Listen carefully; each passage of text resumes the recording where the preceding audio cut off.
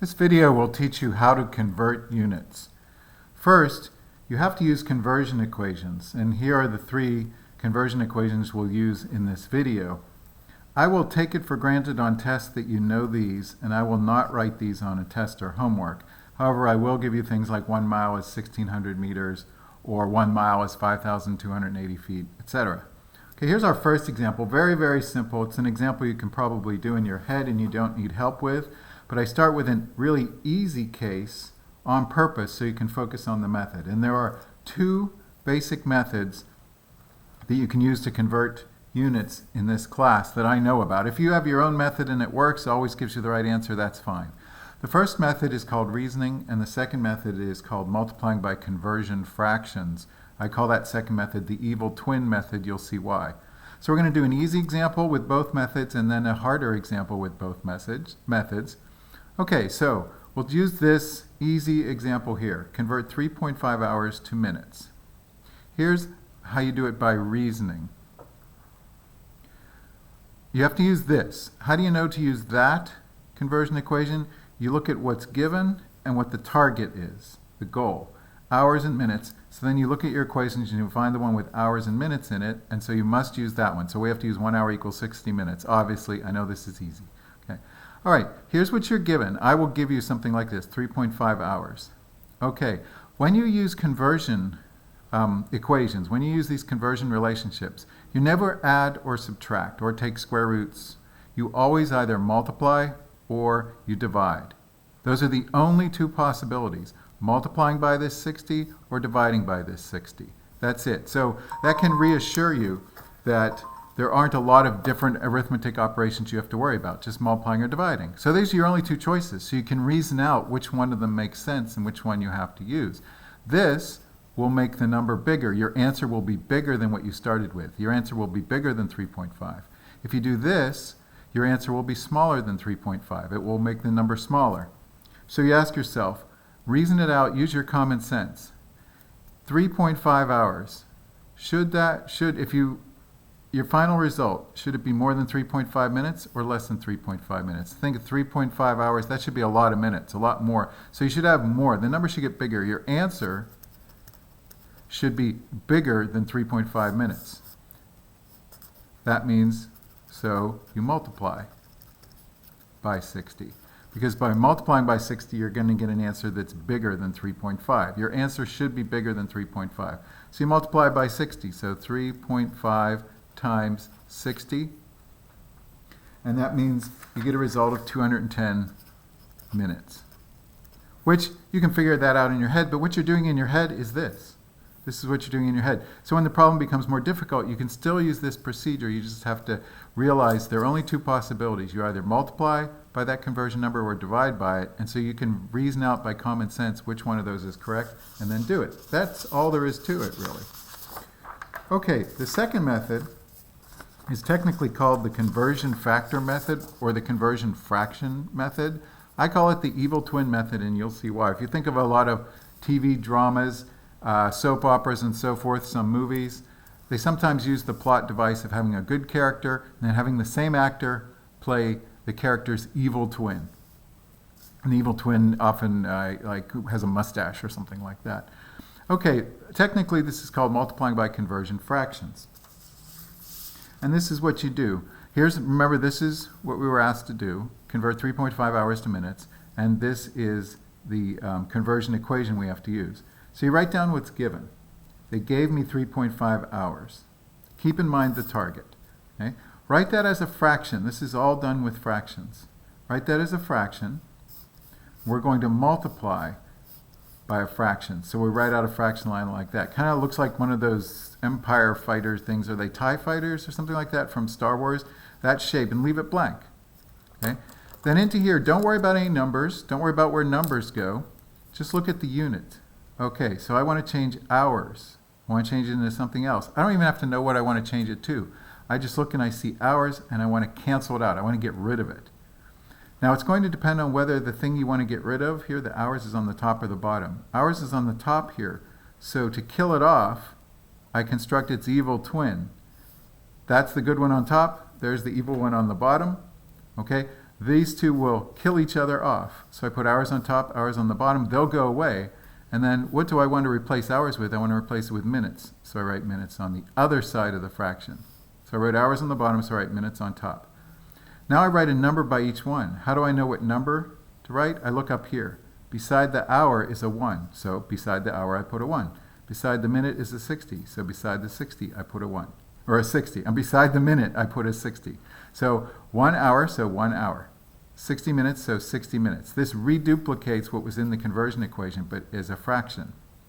And now an hour over an hour, if these were numbers like 5 over 5, that would equal a 1, right? And so forth. So this just makes a big 1. You can draw a line through it like that. It kills those both off. The two evil twins kill each other, leaving you with minutes by itself. So your answer will be in minutes. And then the numbers tell you what to do. 3.5 times 60, and I get 210 minutes again. All right, now let's move on to a somewhat tougher example. This one is tougher because it's got a fractional unit, meters per second, and it's going to involve all three of these conversion equations. Okay, let's look at method number 1, which is reasoning. All right, we are given 10 meters per second and we want miles per hour. Now we do what we did before with reasoning, like we ask multiply or divide, bigger or smaller, but we do it 1 unit at a time. So first we start with 10 meters per second and I think, okay, I want to convert 1 unit. I'm going to change the second to minutes. So I'm going to change 10 meters per second to meters per minute. I have two choices. I could multiply by 60 or divide by 60, right? Because the only thing I'm changing here is the seconds to minutes. The meters are staying the same. So I ask myself, if I go 10 meters, this is why it's called reasoning. You're thinking about it in common sense terms. You're imagining it really happening. So imagine a runner running 10 meters in 1 second. And I picked this number on purpose, nice round number, but that's also a very good sprinter, like a world-class sprinter. 10 meters, covering 10 meters in 1 second. How many meters would that person cover in a minute? Less than 10 or more than 10? And the answer, of course, is more than 10. So we expect the answer should be more than 10. As soon as I realize the answer should be more than 10, it's multiply. All right, so I get 600 meters per minute. So a person who can run 10 meters in a second can run 600 meters in a minute, and that should just make sense if you think about it. Now you do it again. I want to convert minutes to meters per hour, right? Because they want miles per hour, so I'm going 1 unit at a time. So now I'm going to get the bottom correct by converting minutes to hours. So you ask yourself the same question. If someone can run 600 meters in a minute, how many meters could they run in an hour? Would it be less than 600 or more than 600? So I expect more than 600 meters per hour, so multiply by 60 again, because there's 60 minutes in 1 hour. And now I get 36000. And now the unit is meters per hour. Am I finished at this point? Is meters per hour what they wanted? No, they want miles per hour. So now you have to, again, this is called reasoning because you're thinking, you're imagining, you're picturing it, and you're using your common sense. Some people like doing this, some people do not. They're worried they'll make a mistake. So I ask myself, I want to change this to miles per hour. So notice the time is staying the same. So the person is still running for an hour. And if they run 36,000 meters in 1 hour, how many miles will they run? Will it be bigger than 36,000? Like, will they run more than 36,000 miles? Or will they run fewer than 36,000 miles? Will it be less than 36,000? And obviously the answer is less than 36,000. If you don't think about it, if you don't actually picture running this, then you'll make a mistake. But if you picture it and think about it, no one's going to run more than 36,000 miles in an hour. That's ridiculous. So I expect that the answer will be less than 36,000 miles per hour. So I divide. If I expect this number to get smaller, if I expect the answer to be smaller than what I started with, then I have to divide. What do I divide by? Well, I'm going from meters to miles. So I find the equation with meters and miles, so I divide by 1600. And when I do that, I get 22.5. What is the unit? 22.5 miles, because I just changed meters to miles, and I already have hours in the bottom, so miles per hour, and that's what they wanted. They wanted miles per hour, so there's my final answer. And hidden in this, if you think of what we started with, that's not a hard number to memorize. Hidden in this is a quick conversion you can do in your head, but I'm not going to explain that. I'll leave that for anyone who wants to try to figure that out. One-step conversion only works if you're converting meters per second to miles per hour. All right, and then finally, we'll look at the evil twin method. And you can see this fraction multiplication method, it really shows its power when you have compound units like this. Okay, so here's the same problem, convert 10 meters per second to miles per hour, and we're going to multiply by a fraction as before. So I draw that fraction like the fighter from Star Wars, and I decide which one of these I want to convert first. It doesn't matter which you pick. You can pick either one. I'll pick meters. Meters is on the top here, so to kill it off, I have to write its evil twin on the opposite side of the fraction line. Then I think, what's my target? I want to change meters to what? Well, meters are a unit for distance, and so I look for the unit for distance. Okay, I want to change meters to miles. It would make no sense to say I'm going to change meters to hours. That doesn't make any sense. But I can change meters to miles because they both describe distance. Okay? I could write in the numbers here, but I want to show you don't have to write the numbers right away. You can set up all the units first and then fill in the numbers. So I've already taken care of the meters, draw a little slash through the meters. Okay? Now I have seconds. I want to change seconds to hours, and you might already know how many seconds are in an hour. That's not too hard to figure out, but we'll go one step at a time. I can change seconds to minutes because I know the conversion equation. I have seconds. Where is seconds? In the top or the bottom? It's in the bottom, so I want to kill it off with its evil twin, so I have to put seconds on top. Or I guess this is the evil twin and that's the good twin. I don't care. I have to kill it off with its opposite. Since seconds is the bottom of the fraction, I kill it off by putting seconds here. And then what should I put here? Well, I can't put meters or miles. Those are units for distance. I need the unit for time. I know how to convert seconds to minutes using this. Okay, that'll kill off the seconds.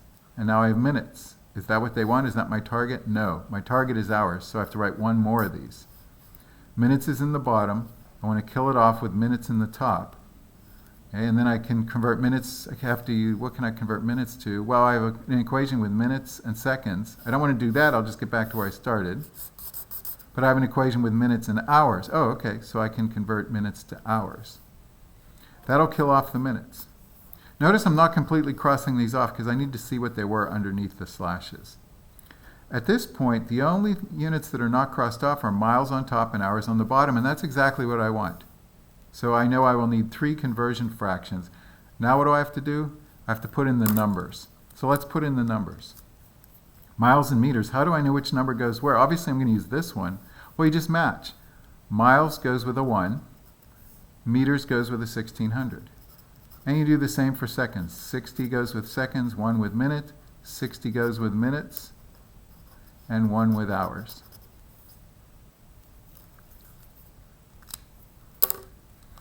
Okay, let's look at what this does for us. The only units that are not crossed out are miles and hours, so that tells us that the final unit will be miles on top and hours on the bottom, or miles per hour. And then the numbers tell you what to do. This tells you to take 10, because it's on the top of the fraction, times 60 times 60. So you multiply everything that's on the top of the fraction and divide everything by everything that's on the bottom. 1600 times 1 times 1.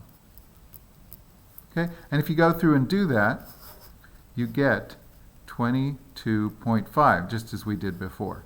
You can choose which method you like better, or if you have one of your own that always gives you the right answer, that's fine. However, I'll give you a heads up. You will use this next year in chemistry when you do something called stoichiometry and you work with equations, and you use this approach and you expand it in a very interesting way to solve lots of problems in chemistry class. Right? And then the final thing I'll say is, if you're curious, you don't have to know this except as a bonus question, why can you do this? Why can you start with something and then just multiply and not change it? How come the answer still really means the same thing as what you started with? And the answer is you're really always multiplying by something that's effectively 1. You know how you can multiply by 1 and you don't really change something? Because 1 mile is 1,600 meters. So this is saying the same thing on top and bottom. So in a sense, this is really 10 times 1 times 1 times 1. All you're changing is the units. But as you change the units, that will change the number. But these are two ways of saying the same thing, because effectively you're just multiplying by 1. So when you do conversion fractions, the top and the bottom absolutely must say the same thing, but just in different ways. If you walk 1 mile and your friend walks 1,600 meters, you basically walk the same distance. If you walk for 60 seconds and your friend walks for a minute, then you've walked for the same amount of time. These are two ways of saying the same thing, and that's why this method works.